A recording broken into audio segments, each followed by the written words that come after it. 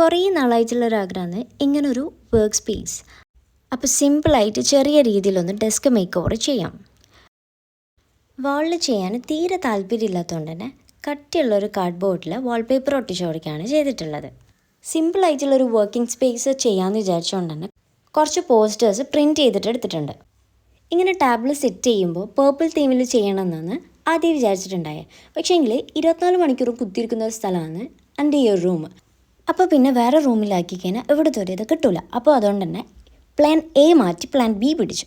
അപ്പോൾ ഇവിടെ തന്നെ അങ്ങ് സെറ്റ് ചെയ്യാമെന്ന് വിചാരിച്ചു. പിന്നെ ഈ റൂം ബ്ലൂ ആയതുകൊണ്ട് ഇവിടെ പേർപ്പിൾ ഒന്ന് ചെയ്ത് കഴിഞ്ഞാൽ മൊത്തത്തിൽ അലമ്പാവും.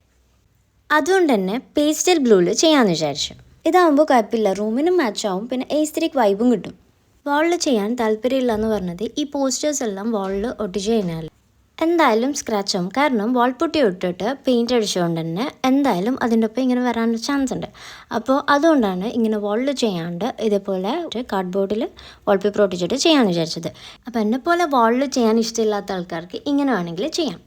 പിന്നെ ഈ ഒരു പോസ്റ്റർ എങ്ങനെയാണ് ചെയ്തതെന്ന് വെച്ച് കഴിഞ്ഞാൽ പിൻട്രസ്റ്റിൽ പോവുക, എന്നിട്ട് നിങ്ങൾക്ക് ഇഷ്ടമുള്ള image download ചെയ്തിട്ടെടുക്കുക.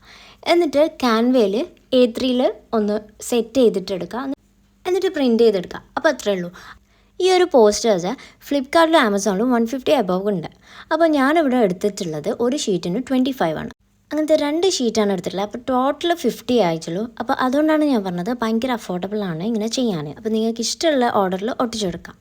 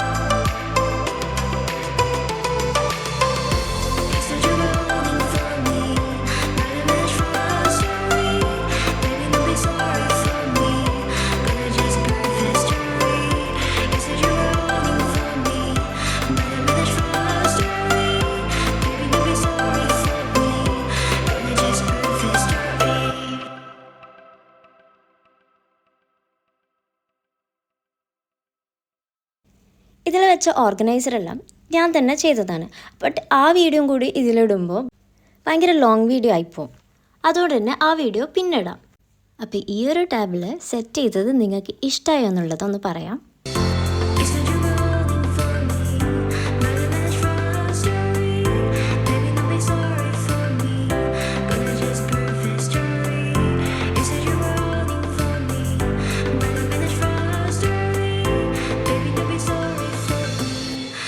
Just prove this story.